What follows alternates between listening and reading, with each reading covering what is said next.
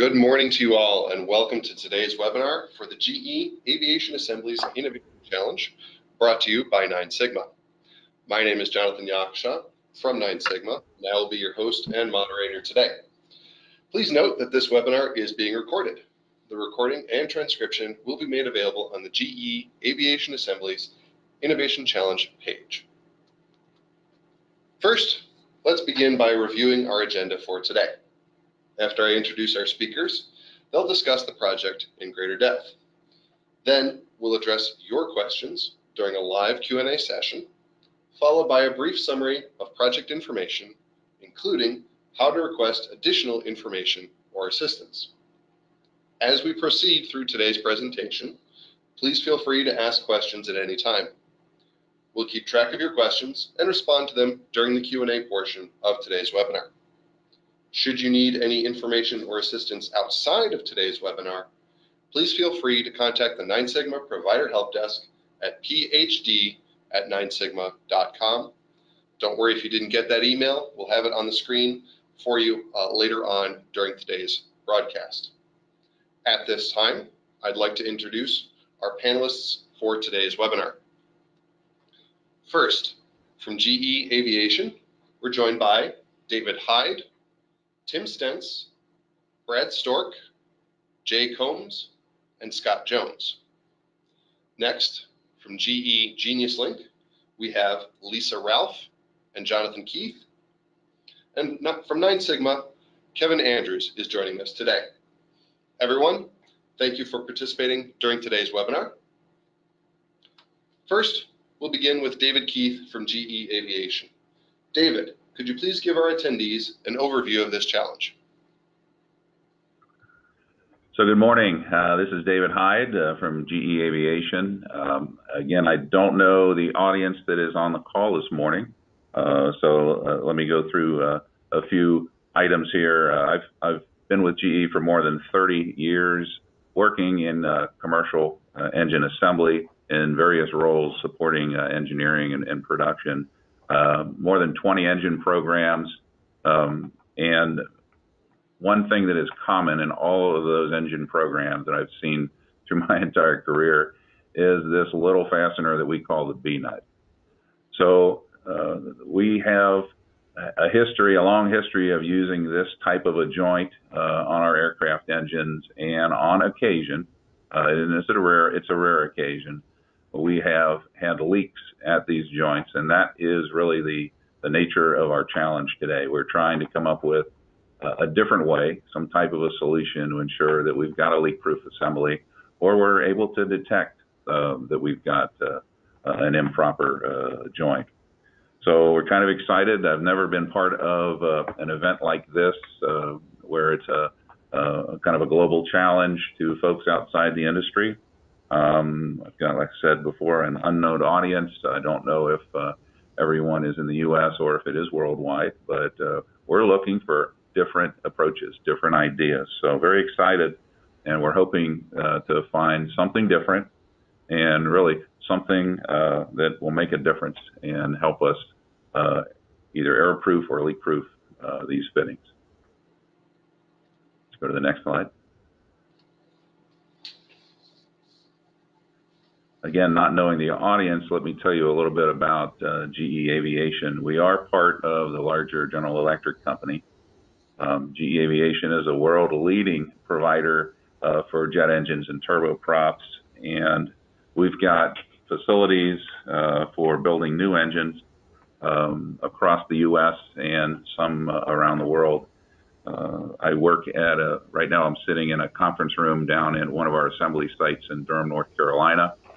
I believe my boss, Tim Stentz, also on the line. He's out at one of the assembly shops out at Strother, Kansas. And there's some folks in from our Evendale shop as well.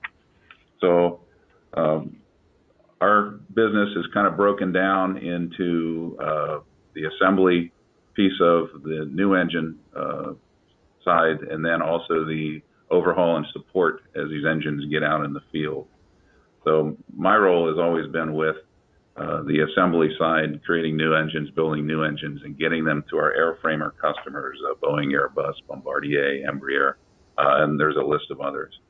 That's where I've seen most of the issues with new engine hardware and with our particular fittings that we discussed. But the bigger piece is once these engines are out on wing with the different airline customers, we've got a huge network to service those engines for the next 20 to 30 years. And that's probably the bigger picture. So these engines will come back, they will get disassembled, they will get reassembled, and they will have the same type of assembly opportunities for issues with fittings that we see when we're building new engines. Let's see, volume-wise, a little bit more about GE Aviation. I mentioned we're a world leader, so one of the stats that I find interesting is every 2 seconds, there's an aircraft that takes off powered by a GE Aviation engine. And at any moment in time, there's over 300,000 people flying on aircrafts that are either GE or CFM powered. So that just gives you an idea of the number of engines and aircraft and so on that are involved with this effort. All right, so the goals for the challenge that we've got out here, I think we touched on them briefly, but we're looking for ideas that are going to make a difference for us. They can be technology, it can be a different process that on how we torque the joints or how we assemble the joints. We're trying to make sure that the B-nuts are leak-proof when we assemble them, but we're also looking for ideas that might enable us to detect if we have a joint that has an issue. So it's not just focused on only the assembly piece. So we'll talk about it in just a moment. We'll go through what our process is to actually build the engines using this type of a joint, and that might highlight some opportunities or answer some questions there. Let's go to the next slide. All right. So I won't read through this, but the B-nut assemblies are typically on our fluid or air systems on the engines. They provide alignment. They'll take the two ends of a fitting, they'll properly mate them, so it's either a cup and cone type fitting or a flared fitting. They'll provide a clamp on that to hold them in place because there's a lot of vibrations that they're going to have to deal with while they're on wing. And we typically provide some type of a redundant feature to prevent them from backing off once they're tightened. So there is what we call a safety cable that'll prevent them from backing off. But the issue is these could be in high pressure lines, these could be in drain systems, so there's a variety of applications. Some of these are inside the engine. We might have B-nuts that are connecting oil supply tubes inside of a sump. Primarily, most of them, however, are outside the engine, a little more accessible, a little more visible. Part of the process for assembling these would be to take a tube or a manifold that has these B-nut fittings on them, connecting the B-nut fittings to the mating component, and there might be 5, 6, or more B-nuts on one tube. For example, there's a manifold on one of the earlier photos that you saw. There are 18 B-nuts on each one of those manifolds. So you'll hand connect the B-nuts first. That'll assure your manifold is roughly positioned for alignment. Then you'll go back and you will install the clamps or whatever other devices are going to secure that to the engine and position it. Then you'll go ahead and tighten your joints and torque your joints. And the last thing you'll do is go ahead and tighten your clamps now to secure your tube or your manifold in position. So there is some flexing of tubes permitted. There is a bit of alignment that these joints provide, and that sometimes you'll end up with potentially a cross-fitted or a cross-threaded fitting if your alignment starts off pretty far off center before you get it aligned. So those types of things are fairly easy to detect, but that still on occasion becomes an issue. When we put these together, the environment on the shop floor is that you may have a technician that's working by himself, doing all the assembly, all the tightening, all the torquing, or he might be working with a partner or more than one partner, in which case you've got several people looking at it, several sets of hands on it. And again, the opportunity to make a mistake when there are more people touching it, probably a little bit higher. So there's a lot of redundant checking that we built into our process to assure that these things are tightened. One of the other significant items to consider when you're tightening the B-nut assembly on an engine is that it's a process where you have to provide anti-torque on the adjacent fitting while you're torquing the B-nut. In many cases, the tube that you're connecting that B-nut to is fairly fragile and it will twist. You can damage it if you simply apply the rotational torque to the B-nut. So you have to provide an anti-torque using a wrench. So usually it's a two-handed operation. Let's see.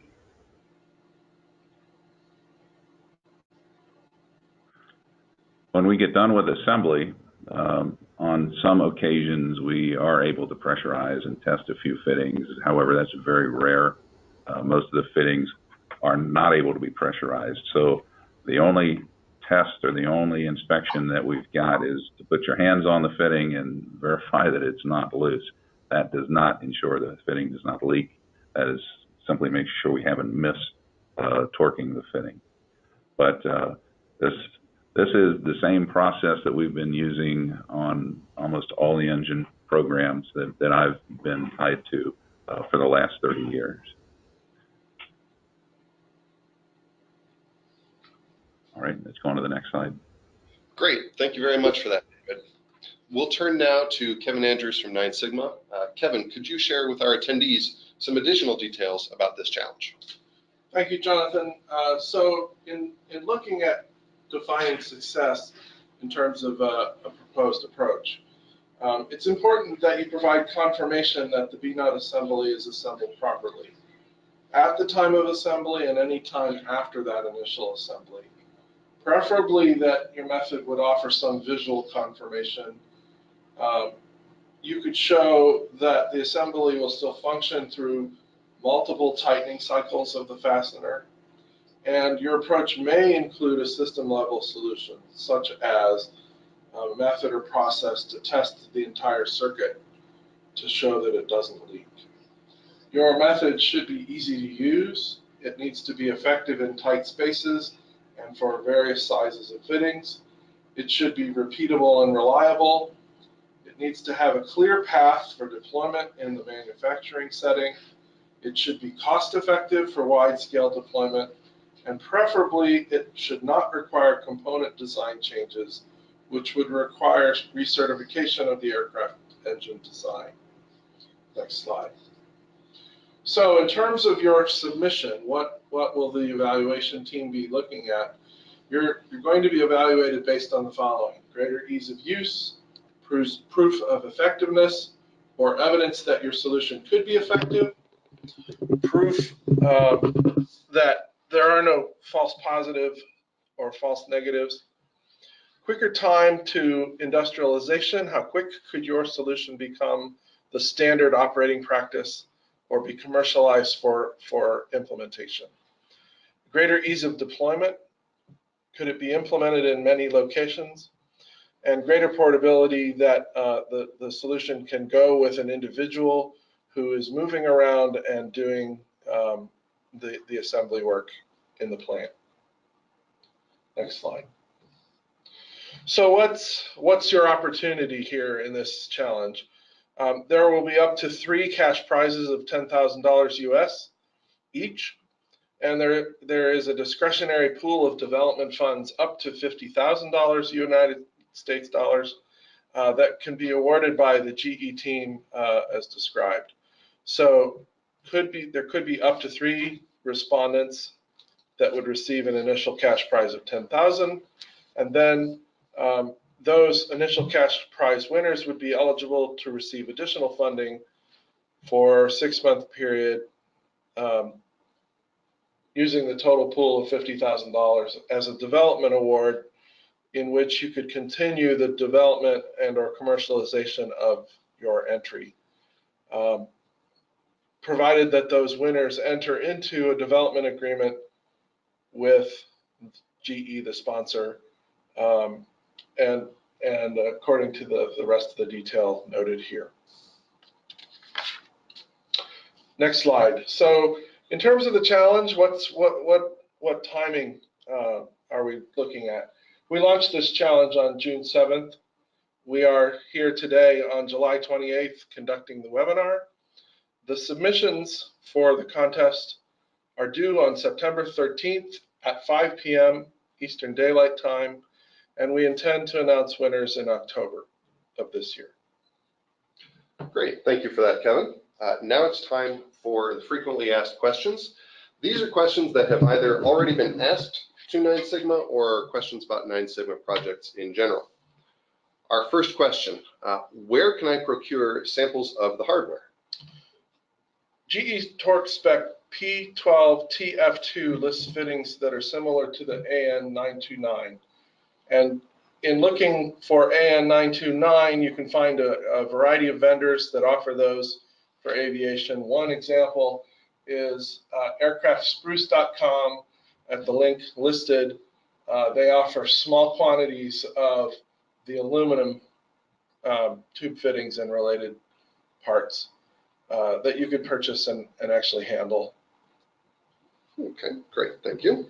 Our next question, where can I find drawings of representative hardware components? So along this lines, referring to that vendor mentioned in the first question, they offer drawings at the following link, and the 2 illustrations on this slide are essentially those documents with some general guidelines for dimensions and then a table of the specific dimensions for the parts as they scale. Okay, great. Thank you for that, Kevin. Now we're going to open up today's webinar session to questions from our attendees. Please continue to submit your questions through the Q&A chat box. This is an excellent opportunity for you, our attendees, to pose your questions directly to representatives from GE and 9 Sigma and to get feedback right away. We'll take the rest of our time today to go through your questions and answer them live. If, however, we don't get to your question, don't worry. Any questions submitted during the Q&A portion of today's webinar will be addressed as part of the transcript. Likewise, if you think of a question related to this challenge, be it a process-related question or a technical question, you can still get assistance and information from 9 Sigma. We'll have that information on how you can request those answers coming up in just a few slides. With that in mind, we'll begin with our very first question. And I think this would probably go to David from GE. Would proposals around engine hardware be accepted? David? Let me take it off of mute here. So, you know, our effort really is not to try and redesign the engine with new hardware. If there is a submission or someone has an idea, we'd probably be interested in seeing or hearing what that is, but that is likely not to be one of the solutions that we're looking for our existing engine programs. Okay, great, thank you, David. Okay, our next question coming in right now, how do you currently assemble these fittings? I think we'll stick with David for this one as well. Anybody in the room want to take it? Go ahead. All right, so the first photo that you saw when I was speaking earlier, that showed a fuel manifold that had 18 different V-nuts on it that connect the fuel nozzles on the engine. So as I described before, you have to roughly place the component. You have to start the fittings by hand to assure that you're not cross-threading anything. That also gives you an indication that your tubes are aligned because alignment is important.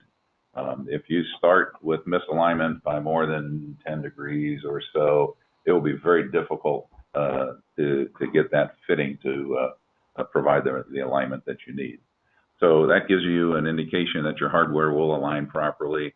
So now your fittings are hand tight. They're not tightened with a tool yet. Now you'll go ahead and you'll get all your components on that manifold that are going to secure it to the engine so that that tube doesn't just sit there and shake. Once those are installed and in place, then you'll go back and you will tighten your fittings. You'll perform the torque on the fittings, and then you'll go back and tighten the clamps to secure the manifold. Now the torquing process for that, right now, most of our engine programs use something we call triple torque, and I believe that's in some of the documentation that's on the site. And the triple torque assures some type of seasoning occurs on the fitting, and it will also give you an indication if there's a problem with the hardware, because you're torquing it, your brake torque, you'll torque it a second time, and then you'll come back and you'll check torque. Usually on a manifold like this with 18 fasteners on it, you will do each fitting a torque, then you'll come back and on each fitting you'll brake torque and retorque one at a time, and then you'll come back and do a final check torque on them all one at a time. You will not do all three steps to one fastener immediately. So that provides some level of error proofing as well to make sure that we haven't missed it simply by touching those fasteners multiple times. Okay, David, our next question builds a bit on what you were just saying about technologies and approaches that you guys have used currently for dealing with this assembly issue. What are some of the difficulties that you're encountering with current processes and technologies? I guess the nature of the B-nut having a leak is the fact that it's a rare event. It doesn't tend to occur regularly.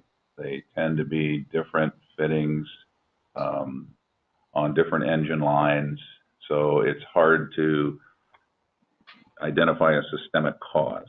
So we don't know if there's any one solution that would safeguard against this. So that's why we're kind of casting the net fairly wide to see what different ideas might be out there, including just inspection as well as the torque application. Some of the difficulties would be the fact that the way the engine is built, there might be several hundred B-nut connections on the engine. It could be difficult to identify to the technician who's performing the torquing operation which specific B-nut he's supposed to be torquing. So there's an opportunity for someone to miss the specific fastener with all three of the torque processes. We have clearance issues on the engines because, again, these are flying. Weight is a very big consideration. The tubes and connections are very tight to each other. So, access to not only torque the fitting, you might only get 30 degrees worth of rotation at a bite with a wrench because you would be running into hardware beyond that. And you also have to provide anti-torque at the same time. So there's a lot going on in some tight areas. And then I mentioned earlier also there are some fittings that are internal to the engine, a very, very small percentage, but again, you want to make sure that those are absolutely leak-proof so that you don't end up having to go backwards and disassemble the engine to come and address that at a later time. Okay, our next question from our attendees, is the B-nut restricted to be aluminum or also stainless steel or nickel alloy? Yeah, so we rarely use aluminum fittings. Majority of our fittings are Inconel or a stainless steel is the two most common materials we use on our commercial engines. Primarily elevated temperatures, the environment that they have to survive in. Yeah. Okay.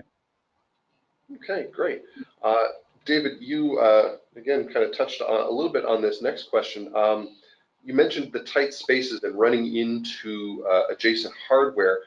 Do you have approximate sizes or dimensions of the largest and smallest tight spaces that a solution would have to operate in, as well as the sizes of the smallest and largest of the B-nut fittings themselves? It'd be like torquing the B-nut if it was inside your mouth. Some of our well, let's put it another way. If you build the engine in a specific sequence, you will have access to the fittings. If you have to come back to it later and address a fitting, there might be several layers of hardware installed over the top, and so your clearance can be greatly reduced. Your accessibility can be greatly reduced. There are engineering standards on assuring we have accessibility to get tooling in to turn these. I'm not really sure on. Yeah, I think our assembly practices call for a minimum of 30-degree French sweep. So that's kind of the tightest space we strive for. Okay. And on the second part of that question on B-nut sizes, we use these coupling fittings on like 3/8 inch up to about an inch on tube diameter. So that's kind of the realm we use these B-nut couplings on. Okay. We're also getting some indication that some of our attendees are having some difficulties with the audio connection. We apologize for that. If you weren't able to hear the conversation, don't worry. This is being transcribed and is being recorded, both of which will be made available after today's webinar. So if you missed out on a little bit of the conversation, don't worry. You will still have access to it after the fact. Moving on with our next question. How often are B-nut assemblies inspected after the initial assembly? So as Dave stated, the inspection would occur, we would assume, with that third torque. That would be our check torque. From that point on, we would do a pressure check that would just look for any leaks that would be obvious in that area. That is it. There is no stripe marking taking place to indicate that it has been torqued, so there's no visual indication. It's only a process check. Okay. Now, let me add to that. The engine will go through a functional test, after it leaves our facility. So, the engine will indicate if we're going to have a leak somewhere. So that will be the ultimate. That is the ultimate test. I want to make sure we put that in there. Good point. Gentlemen, thank you. Okay, our next question. For how long is a single tightening of the B-nut expected to be effective? So I guess they're kind of going at what's the lifetime of that B-nut once it's assembled onto the unit. I don't think it's ever expected to disengage on its own because of the safety cable. Is there anything that you have on that? No, I mean, from a lifetime of the engine perspective, I mean, they're designed to do just that. There would be no replacing them at any point unless they're damaged in some sort of way.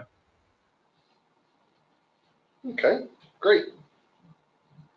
Okay, our next question coming in just now. Okay, the entry requirements mention that a successful solution will show the assembly will still function through multiple tightening cycles. How and why do multiple tightening cycles affect the assembly's function? I'll take this question. This is Scott Jones. Throughout the engine's life cycle, the engine has periodic maintenance that is performed where the engine will be partially or fully disassembled, refurbished, and then returned to service. So these B-nut fittings will encounter several of these repair cycles throughout its lifetime. Okay, very good, thank you. At the moment, we have a bit of a lull for our next question, so I will take this opportunity to remind our attendees today that this is a great opportunity for you to ask your questions to Sigma staff as far as process-related questions about how you go about submitting your response, what sort of information you can include in your response. You can also ask technical questions of the GE staff on the call today. Great representatives to answer your questions. So with that in mind, we'll go ahead and proceed with our next question. With zones of difficult access, what types of confirmation that a B-nut assembly is assembled properly are preferred? Essentially, what sort of confirmation indicators are you guys looking for that the assembly has been properly completed?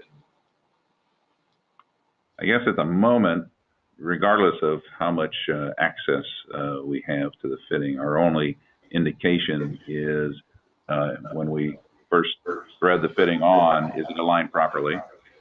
And then secondly, I'm hearing some feedback. Okay, secondly would be the torque that we apply. So we do hit a final torque value, and we brake torque. We approach the torque again, we hit the final torque value, and then we'll go back and we will check torque a third time.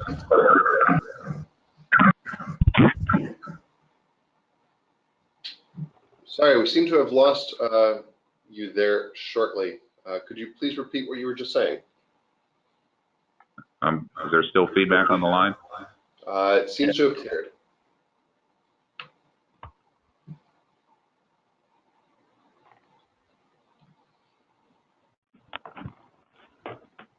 All right, our validation is manually. I understand there's no phone that is on in the room. Okay. Go ahead and please proceed, David. All right. So we'll manually assemble the tube, which will give us a tactile validation that we're aligned properly. We'll run the nut up, and then we'll apply torque. And using the torque, brake torque, and final torque strategies, that's our only indication that we've got a seasoned good joint at that point. The next time we'll find out for verification will be when that engine is running at test. Okay, very good. And David, thank you for bearing with us during those audio difficulties. Our next question, you've indicated that a failure of a B-nut is not a common event. Do you have an estimation for approximately how frequently this occurs? I don't want to get into statistics on this, but there'll be several events during the course of a year where we are detecting these at test. And we've got, what, 15 active engine programs right now.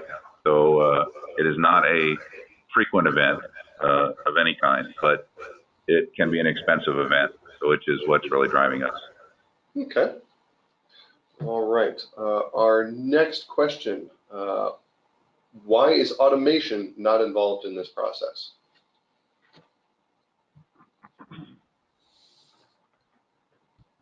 Automation could be involved. Technology could be involved, but the challenge has always been, how do you operationalize that technology? So the engine right now is built by technicians. 95% of the torques on the engine are done with a handheld click wrench. We have clearance issues, flexibility in terms of how many people are working on the engine. We have variation in the cycles at which the engine is being built. So it's very difficult to build this engine like an automotive assembly line. So we don't have a lot of automation in the assembly process of the configuration hardware, which is what this is. We do use some automation in some of the major module assembly, some of the turbo machinery assembly, but typically not in the installation of the configuration hardware on the outside. Very good. Thank you, David. At this time, it looks like we don't have any additional questions coming in from our attendees. Attendees, if you have any questions, now would be a great opportunity for you to submit them. If you don't worry. We've got some more information coming up for you on the next slide where you can request information outside of today's webinar. I do believe we have our next question coming in. Please bear with me for just one moment. The next question is there any indication that a B-nut is being cross-threaded or is cross-threaded, such as the B-nut seating angle being incorrect, tactile feel during the tactile feel during torquing is different? The answer is if you're diligent during the installation and torquing process, you should be able to detect that it is cross-threaded. If you're distracted, if it can be missed. It's easy to miss, but it can be detected. You can feel it. You can see it. You have to look close, but it is possible. Okay. Our next question, I think we'll actually turn to Kevin Andrews from 9 Sigma to at least lead into the answer for this one. What is your consideration about, and the submitter indicated industrial property, but I believe they're asking about intellectual property. Submitter, if that is not in fact an accurate assumption, please let us know and we can address your question again.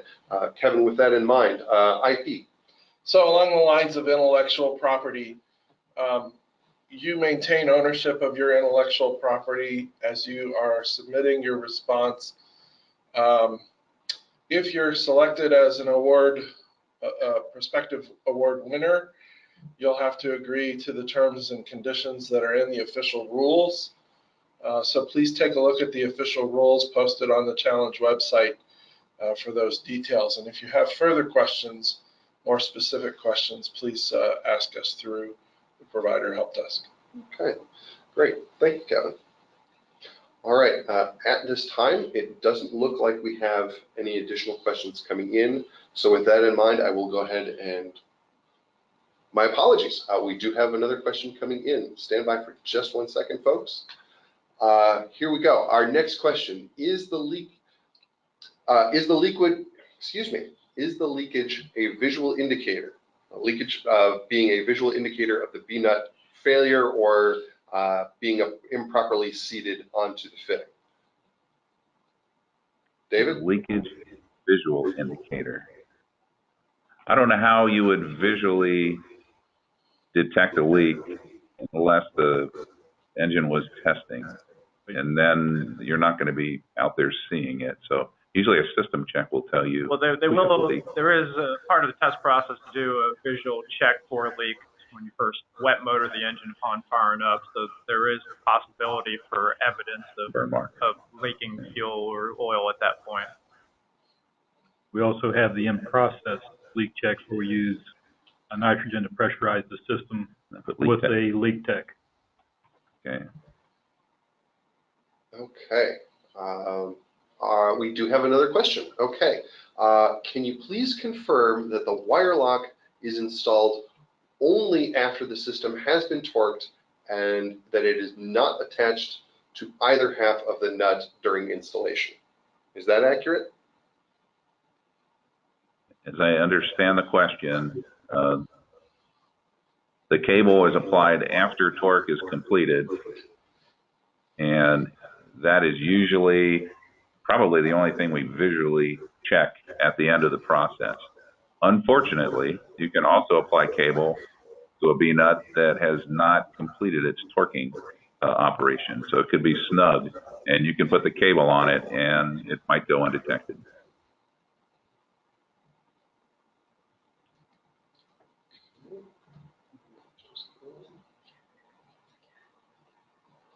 And we have an indication that Tim would like to add something to that question. Tim, please.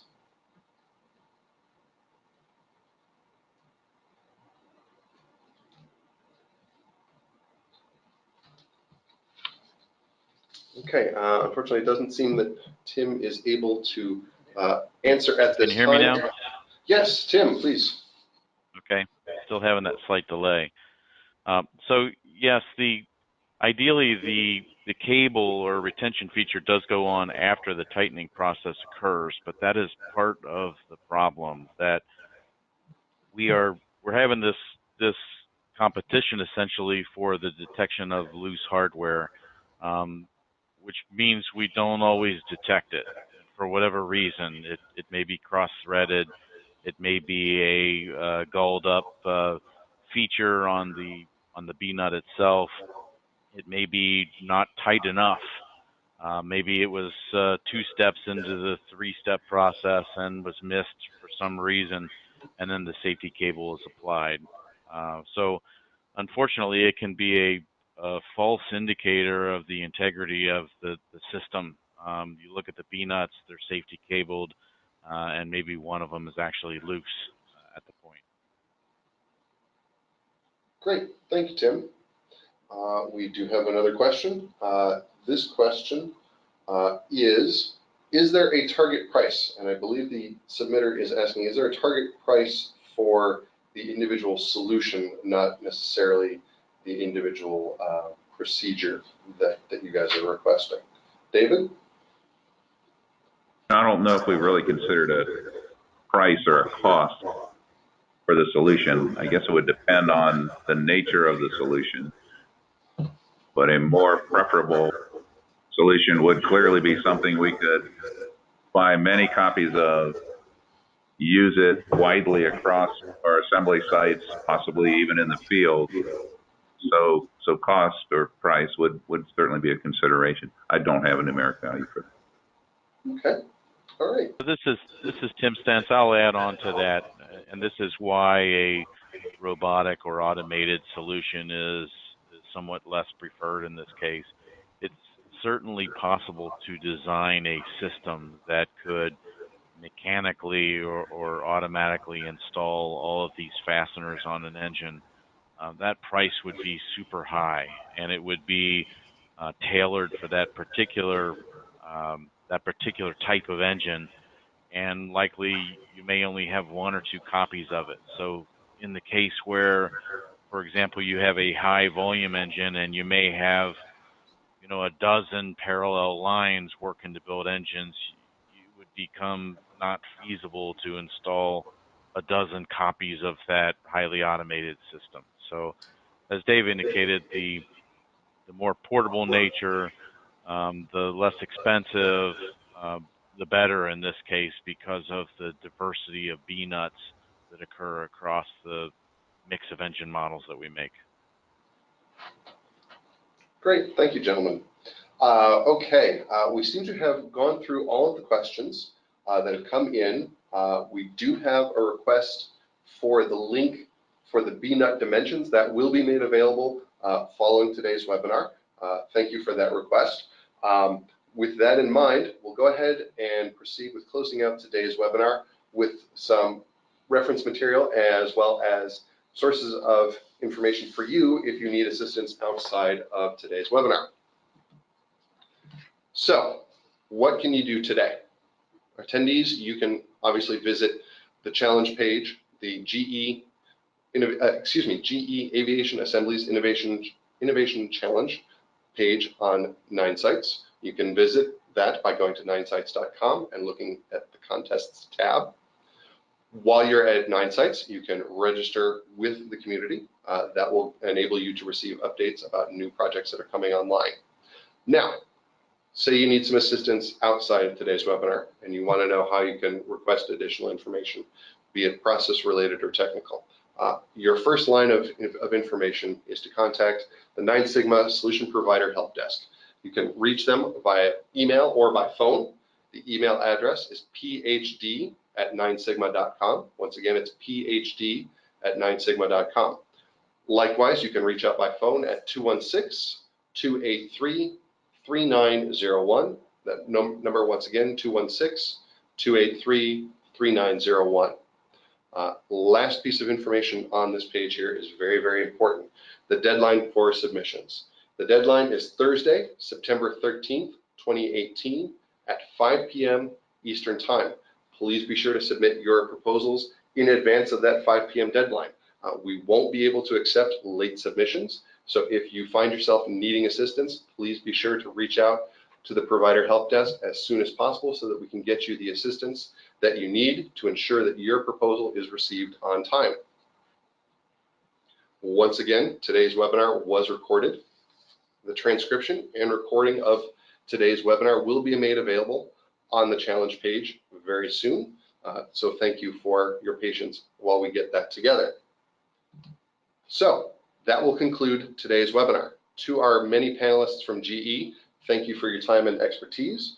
To Kevin Andrews from 9 Sigma, thank you for joining us as well. To our attendees, thank you for your time, and we look forward to reading over your proposals. Thank you all very much. Have a wonderful day.